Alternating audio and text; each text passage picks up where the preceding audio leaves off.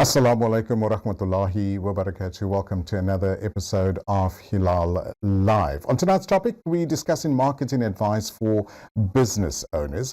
Now, we've completed the fourth quarter, and this often gives us time to reflect and use this time to do some introspection around various opportunities that can strengthen our business. One of those is the marketing strategies of our business that could really enhance what we do throughout the year. And I thought let's invite back in studio via Zoom, CEO of Naz Consulting International, Sister Nazereen Ebrahim. Assalamu alaikum. Walaikum salam, Luqman. It's always lovely to join you every time we have a chat, so good to be back. Jazakallah so much for affording us your time. Now, it's often during this period where people take a bit of a break over December, January, spend time with the family, and also just recharge those batteries. And this gives them the perfect time to think of various strategies to try and implement in their business in 2025. Now, let's look at something like, the renewed use of social media. And maybe what does this look like for a business owner in 2025? The point of consideration for many business owners, the typical can I do social media marketing for my business has long been a question every business owner asks. Whether you're starting out and you're a new business owner, you have an established medium-sized business, or if you have a large organization and you have the luxury of having budget to spend on campaigns, indoor and outdoor advertising and media, those are the things that you would typically consider. But if let's talk to the small and medium-sized businesses who may be budget conscious, who are budget conscious, and look at social media as an opportunity. What has or may have changed in the last 2 years, I would say? Of course, the foundational technology of artificial intelligence has been the most major talking point every day that you read a piece of news or you're looking at a tool that you're using online. We are exposed to it through Google, Microsoft, Meta, which is Facebook and Instagram, WhatsApp. We are aware of these tools available. What do? Well, they generate something for you. They generate text, image, voice, video. We've seen examples of all of those at play. But when you think about social media's capability to be able to be an opportunity to promote your business, then there are a number of things to think of. The one is the changes that social media has experienced, particularly in the last year. Mm-hmm. One is the introduction of AI tools. The first, Luqman, I would say is we should not be oversold by the hype of the AI tools. You need to use them as they become available in a capacity that is good for your business, mostly to generate the text component of things. Yeah. Or you may see the image generation. The second is you have the awareness around the AI capabilities of existing social media platforms.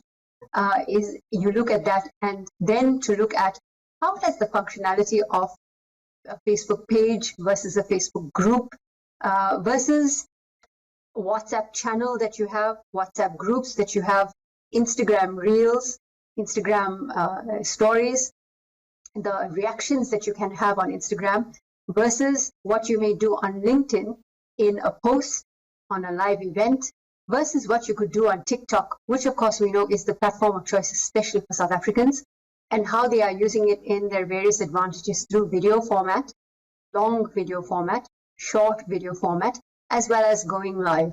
Going live, which I have seen, has become the choice for content creators to generate an income by going live for longer lead times, cooperating or collaborating with other people, coming up with these pop-up kind of ideas or brands that then have merchandise attached to that. So what I've just described is, I think, observations from our industry around what social media opportunities look like and what that could mean for businesses. Having an understanding of that, I think, is going into 2025 going to be you're arming yourself as a business owner in understanding what may or may not work for your business. Not everything works for your business.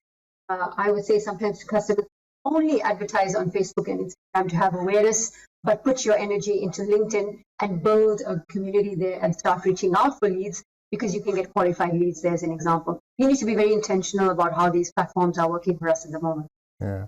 But I think a large amount of business owners seem to feel like technology is really, really difficult and it's only for the younger generation.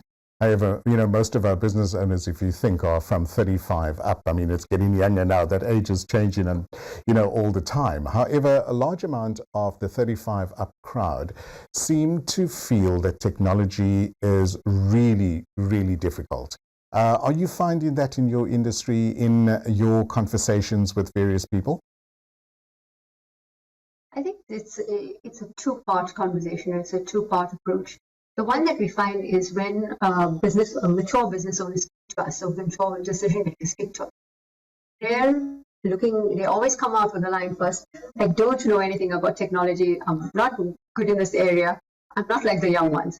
And I always say to business owners, don't put yourself on the back foot, because very much you use these tools every day on a day-to-day basis, either on your desktop or on your mobile, and you have a certain level of good understanding around how they may operate. If I sat down with you and I talked you through what the thinking process might be around how people perceive your brand and how we can communicate that in a digital space, you would have an understanding of that. It's just the tactics as well as the technology, or then the tactile workings of what the software might be like. Going on to Facebook Business Manager, scheduling a post, tweaking it for both Facebook and Instagram in that platform. That I can understand you need a certain technical capable skill, ads on that particular platform. But when it comes to understanding, I don't think business owners and decision makers need to have that kind of narrative. We all need to understand that we work with everything. We have a certain level of understanding and tech savviness. The thinking here needs to be paired with the capability to make decisions based on the business intelligence that tools provide.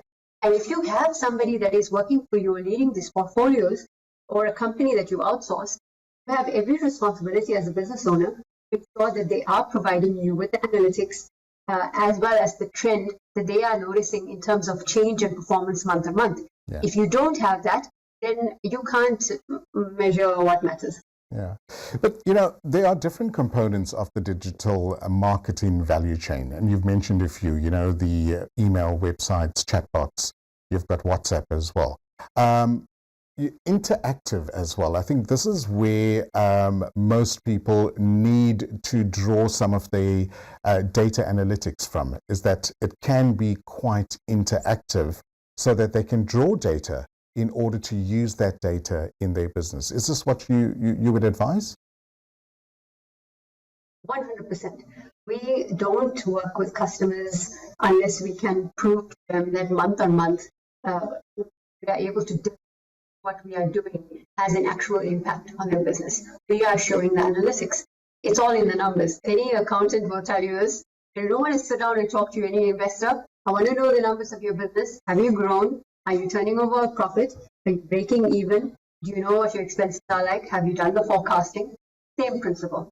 You need to know the numbers in order to effectively show work you are doing is in making an impact, or you need to tweak, optimize, change up, maybe change who you're talking to in the business. There might not be buy-in from the business owner, so you're not getting the right budget to be able to impact what you want to do. You're not getting the right decision-making, the right amount of time to effect what you need to do before the month is over. Yeah. These are key considerations when pushing out any kind of work you want to do. People simply think that marketing is it's a novel spend in the business, or it's a spend that you will cut out immediately if you need to cut budget. But actually, there's a science behind it, and it's a necessity in the business. So for all viewers watching, no matter what you do, whether you like it or not, marketing, public relations, reputation management is an essential part to your business development, including the business intelligence you can get to make a difference. At this point, I do want to say to you, my machine looks like it's going to die, so you give me just a minute to plug it in so that I can continue speaking to you, please. Yeah, no worries. We are going to take an ad break very shortly, but and speaking about machines as well, very quickly, is that a lot of business owners don't have to invest too much and don't have to break the bank in investing in technical infrastructure when implementing these types of programs as well. And you can use the free programs up until the time that you are able to pay for the paid version, which would give you a lot more features. I couldn't agree with you more. We live in an age that we are very fortunate to be able to build businesses overnight almost, to set up a storefront or a shopfront overnight, to be able to get a legitimate presence overnight. These things are easy to do, firstly, if you know how and where to do, but also if you are able to procure the services of someone once off like it. Yeah. All right, we're chatting to Naz Ebrahim around the marketing advice for business owners, giving us valuable insight into how you could utilize certain tools in order to increase your business success and just plan better for the year ahead as well. We're going to take a short break. When we come back, we chat a bit more to Naz Ebrahim. You are still listening and watching us on Hilaal TV. Assalamu alaikum, welcome back to Hilaal Live. Thanks so much for watching us on Channel 347. We chatted about marketing advice for business owners, and we've linked up with CEO of Naz Consulting International, Sister Nazereen Ebrahim. Nazereen, jazakallah so much once again for joining us via Zoom and affording us your time, giving us valuable insight, especially around this time of the year, to take stock, look at our businesses, and see how we could better implement various marketing strategies for next year. Now, personal branding, we were speaking about small to medium business as well. Now, personal branding, that's a big thing for a business owner, and often enough is said is sometimes key. And how does this contribute to maybe their marketing profile for their business? And we often hear people buy into the business owner before they buy into a product or services as well. Chat to us a little bit about that. That's been an age-old adage of any person, institution, investor, anyone who has a legitimate interest in a going concern looks at the person running that going concern.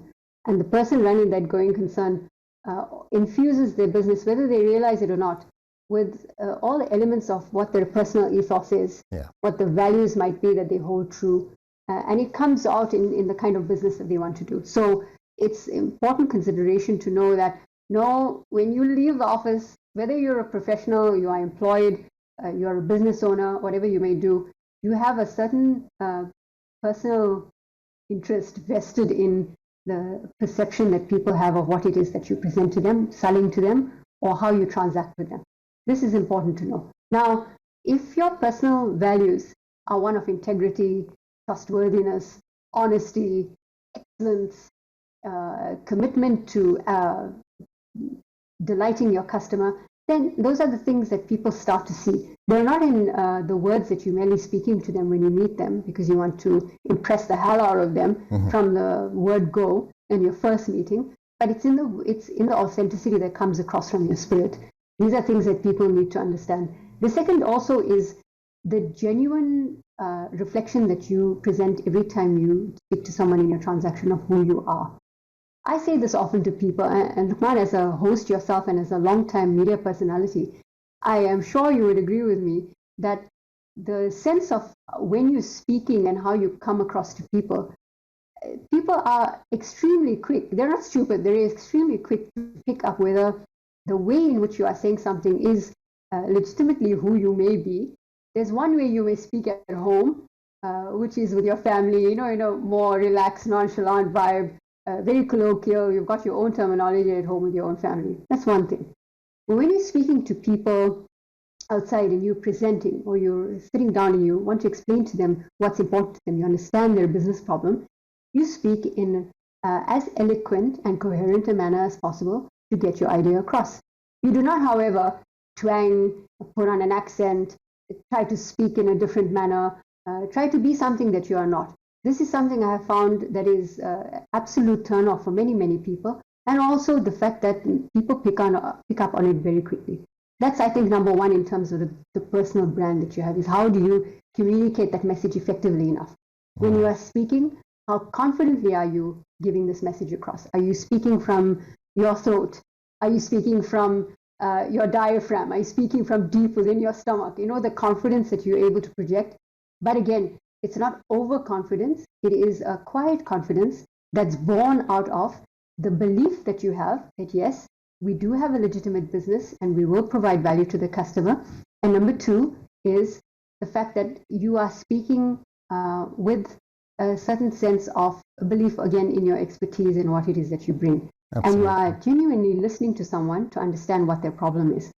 Those components give to the persons that you are speaking to the sense that this person is real, they are have integrity, and they know what they are talking about. Yeah. These unfortunately can't be bought. They can be learned, but also it is a sense of your shared values and who you are, which you need to interrogate as a person. They come out in both unspoken and spoken bodily language, in the words that you speak, in the sentiment in which you convey it, but also it's a consistent form and action which people see, which is then the personal branding. Personal branding then extends into, am I sharing this knowledge then on radio, on television, in podcasts? What type of thought leadership am I doing? Yeah. Am I informing young people in my communities? Am I doing that kind of inspirational knowledge transfer that will help people to believe that this too is possible? So those are some of the areas that we need to think about. Brilliant. Thank you so much for that as well. And I think sometimes some of those slangs are left, behind when after an 18-hole on the golf course, people tend to get a lot closer after that as well. And mind you, after COVID as well, a lot more people have taken to social media, have taken to Zoom meetings and team meetings. So it's a lot more FaceTime when it comes to meetings. So people have upped their skills, and which is great to know as well. But coupled with that, often enough, we do find that people tend to make some very common marketing mistakes when doing business, and can land them into hot water.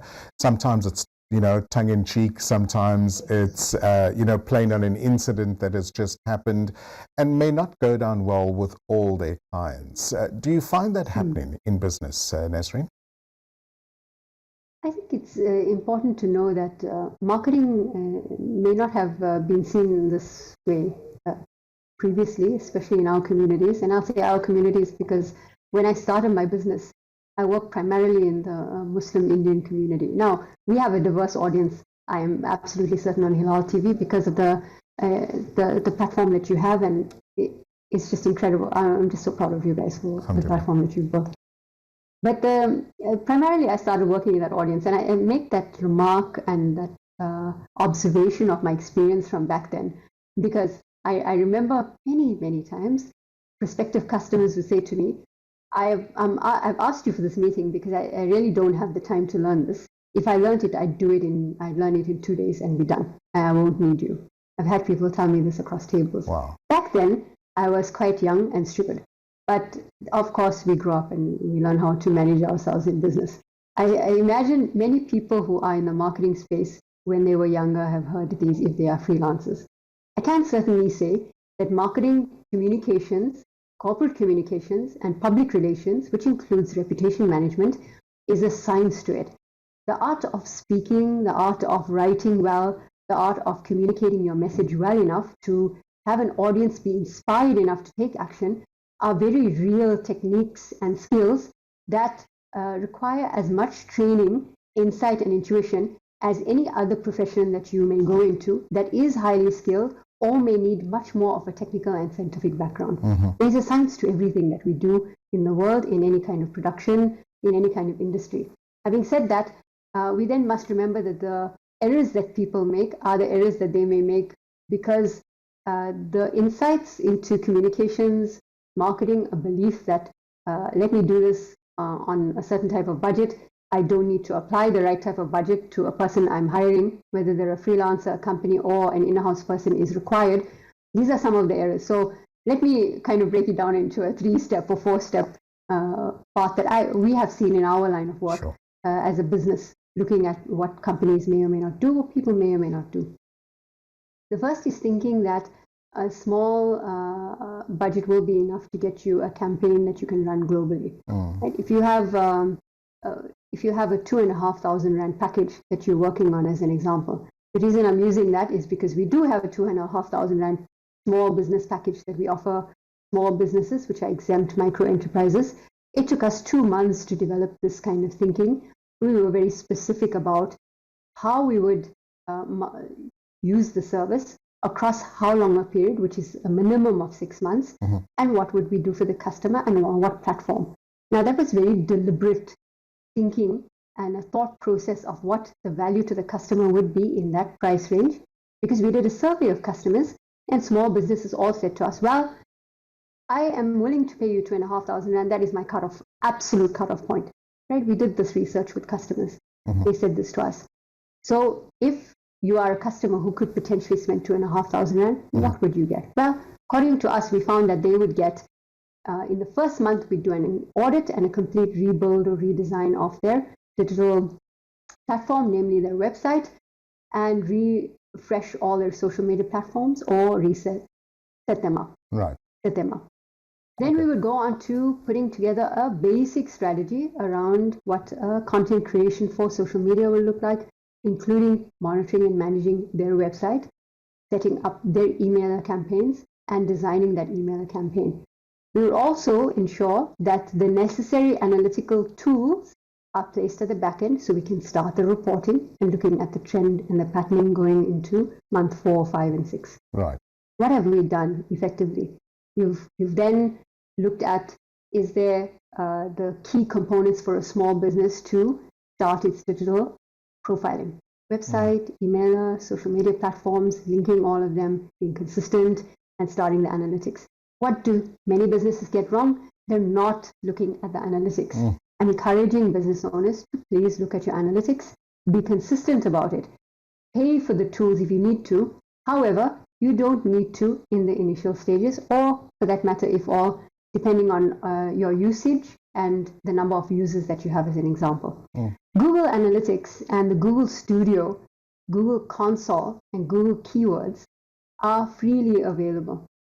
Absolutely. Google Analytics, as an example, is a free dashboard that you take the code, you get your developer to copy it onto the back end of your site, make sure that it's in all the tags on your site, and start making sure that it's firing correctly month on month. Your webmaster needs to check every week that your website is firing correctly, both on the website side and on the analytics dashboard. Absolutely. That both are firing. Brilliant. You want to look at the analytics to make sure that you are reading them, seeing if you got enough traffic, some of the pages are dead, are the links working, is your social media properly integrated, are your forms still active? Forms are usually plugins, so are they working? Absolutely. Are you getting emails? Naz, we can talk for hours on end with regards to, and this is the expertise that you bring, and I'm encouraging our viewers to log into your website and make inquiries should they need assistance with their marketing strategies as well. Jazakallah so much for affording us your time. We wish you a wonderful evening. Assalamu alaikum. Wa alaikum salam. Thank you for the opportunity. So great to talk to you again. My pleasure. Assalamu alaikum. There we go. CEO of Naz Consulting, Sister Nazereen Ebrahim, giving us valuable insight around marketing advice for business owners. That's all that we have from the Cape Town team. Sohail Barnes, Mohammed Parker, and from myself, Luqman Shadrack. Have a great evening. Assalamu alaikum.